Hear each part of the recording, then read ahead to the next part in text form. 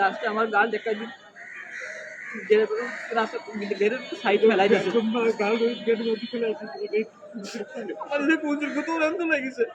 গেটে যাচ্ছিলাম, রাজু ভাই ডাক দিয়ে বললো কি যে, হাবিব তুই কালকে মনিরামূর্তি সাংবাদিক নিয়ে আসিস, তুই তোর এটা গের করা হবে না, আর তুই গের করলি, তুই তোর অন্য সাইডটা ঘুরে যাবি, আমার গেরে পাইতে যাওয়া না। তুই রাজু ভাই চলে গেল টাঙ্গি ধমকে দিয়ে।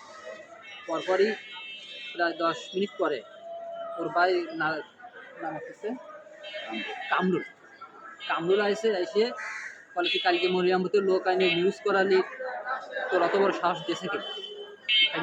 এই জায়গায় শিখের করতি তো কোন মার বাতার এসে ঠেকাবে, মানে গালাগালি করে আমার চল দিয়েছে। আর মানে ধমকি দিয়েছে আমার বাপেরও কাছে, বাপ তো এই জায়গায় একা একা থাকে, কীভাবে খাহে আর কীভাবে গের গরিব করে তা যদি আমরা দেখি। ওই লাস্টে আমার গাল দেখা দিই গেটের সাইড ফেলাই দিচ্ছে